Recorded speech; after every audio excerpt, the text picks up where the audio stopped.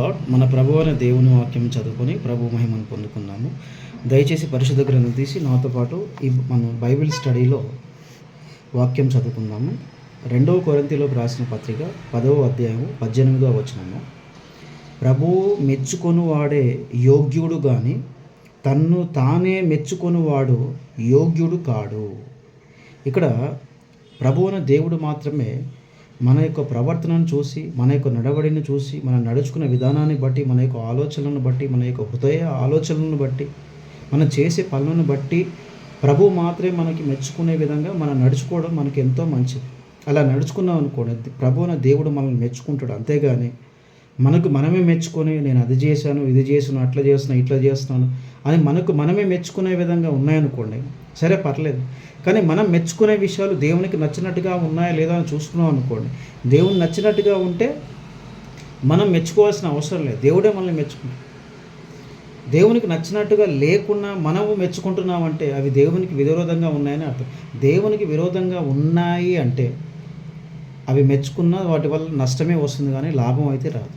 కాబట్టి పరిశుద్ధ గ్రంథం నుండి మనం చూస్తే ప్రభువు అనే దేవుడు తన భక్తుడైన యోబు గురించి దేవదూతల ముందు అపవాదుతో మాట్లాడడం మనం చూస్తున్నాం. నువ్వు యోబును చూసావా? అతడు యథార్థవంతుడు, న్యాయవంతుడు, దేవుని యందు భయభక్తులు కలిగి చెడుతనమును విసర్జించిన వాడు, సమస్త భూమి మీద అతని వంటి వాడెవడును లేడు అని ప్రభువు అనే దేవుడు యోబును మెచ్చుకోవడం మనం చూస్తున్నాం. కాబట్టి యోబును ఏ లక్షణాలు చూసి ప్రభువు అనే దేవుడు మెచ్చుకున్నాడు? యోబు అతను యథార్థవంతుడును, న్యాయవంతుడుగా కనిపిస్తున్నాడు, దేవుడు అంటే భయభక్తులు కలిగి జీవిస్తున్నాడు, చెడుతనాన్ని విసర్జించేశాడు. ఈ లక్షణాలు ఈ విధంగా దేవుడు యోబును మెచ్చుకున్నట్టే మనల్ని కూడా దేవుడు మెచ్చుకునే విధంగా మనం నడుచుకోవాలి. ఇక్కడ మన గ్రహించాల్సిన విషయం ఏంటంటే, ప్రభువు అనే దేవుడు యోబు జీవితంలోకి వెళ్ళక ముందు యోబు జీవితము అపవిత్రంలో ఉందనే విషయం మనం గ్రహించాలి.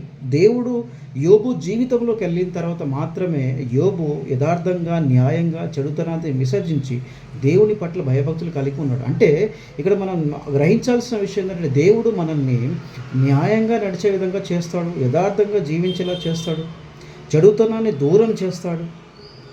అది ప్రభువు అనే దేవుడు మన జీవితంలో చేసే ఆశ్చర్యకరమైన పనులు. కాబట్టి దేవుడు మనల్ని పరిశుద్ధంగా చేస్తున్నాడనే విషయం మనం గ్రహించాలి. మన ప్రవర్తన ఎప్పుడైతే పరిశుద్ధంగానూ దేవునికి నచ్చినట్టుగా ఉన్నప్పుడే ప్రభు అనే దేవుడు మనల్ని మెచ్చుకుంటాడనే విషయం మనం గ్రహించాలి. లోకానికి మనము మెచ్చినట్టుగా ఉండడం కంటే ప్రభు అనే దేవునికి నచ్చినట్టుగా మనము ఆయనకి ప్రియమైన వారుగా ఉండడము ఎంతో గొప్పది. ప్రభు అనే దేవుడు మిమ్మల్ని మెచ్చుకొనుగాక. యేసు పేరట. ఆమెన్.